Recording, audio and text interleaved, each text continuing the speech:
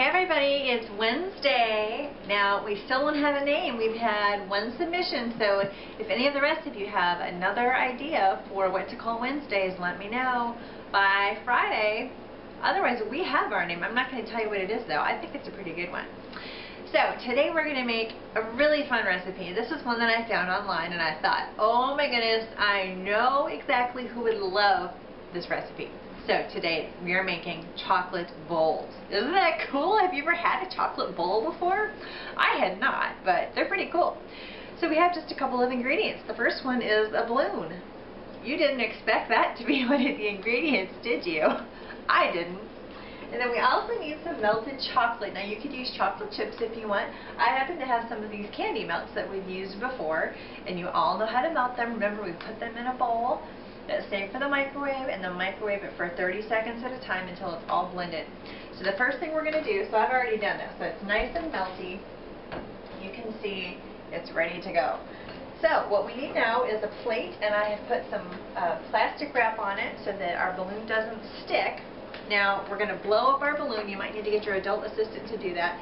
And I will tell you that I'm horrible at blowing up balloons and tying them, so this may be an adventure. I usually get Taste Tester to do it for me when we've had water balloon fights, and he does it really, really quickly. But I'm really slow, so here we go.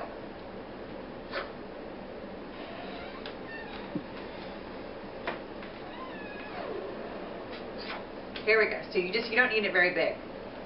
So now we're going to tie it. Now in fact, some of our viewers know my mom. And I don't know if they know this about her, though. She's really fast at tying balloons. So the next time you're at her house, those of you who know my mom, and you want to have a water balloon fight, she is your woman to go to for tying those balloons. So now that we've got our balloon, we're going to take our chocolate. And this is why it's important that it's really melty, because you're going to kind of roll the balloon around. So just take the bottom, and I should tell you, we're only going to put chocolate up to about here, because otherwise that would be a huge amount of chocolate. And what we're going to do with our chocolate bowls is we're going to put ice cream in it, but you could also put mousse or pudding or whatever. So basically you just take your bowl or your balloon and put it in your bowl and just kind of move it around until the sides are covered.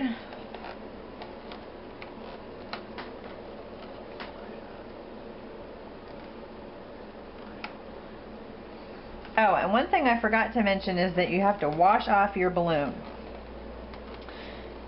The first time I made, you know, this is what our balloon is going to look like. Oh, you know, I might get a little bit more on the side here. The first time I made a practice one of these for Taste Tester, I forgot to wash the balloon off, and he was just sure he was going to get horribly sick. Thankfully, he did not. So then, once you've got your balloon coated with your chocolate, this is what it should look like. This kind of looks like a big strawberry, doesn't it? Those of you who love strawberries might go nuts at a strawberry this big. I know I would. You're going to just take your plate that's got your plastic on it and just stick it right on there.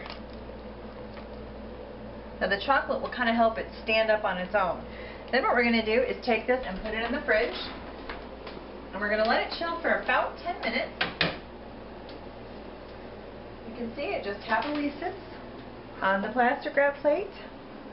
So we will be back in 10 minutes to do the rest of our chocolate bowl adventure. Alright, so I've got our balloon bowl, chocolate bowl. I took it out of the fridge and I've just let it sit on the counter for about 5 minutes.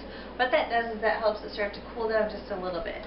Now I made a couple of these before the one that we're making right now, just for a practice turn, and what I figured out is that if you cut the balloon out too fast, that kind of shocks the chocolate and it makes it like crack and crumble. That's not good. So you want to bring it to sort of room temperature just for a little bit so that it has the chance to kind of warm up a little bit, and so that when you take the balloon out, the balloon comes right out. It doesn't get all weird and crack on you. So now this is kind of tricky. I hope this works. It took me a couple times to do it successfully. So what you do is you take some scissors. You might need to ask your adult assistant to do this, and you take you can kind of see at the bottom. See, it's nice and hard. So what you do is on the plate, you're going to cut right at the very tip of your balloon, and watch what happens. Isn't that cool? That is super cool. So now all you do, now be very, very careful because the chocolate is fragile. And I hope I don't break this, but what you do is you just kind of peel the balloon from around the edge. Very carefully. You want to use your most controlled hand movement so that you don't cause any damage. Now, when I made a couple of these before, I poked holes in the bottom, which kind of defeated the purpose of a bowl, because whatever you put in the bottom would run out. So hopefully we can get this one to work. Now, something that I discovered that's really important is that you need to have a balloon that's more rounded on the bottom rather than pointy. This one we had is kind of pointy.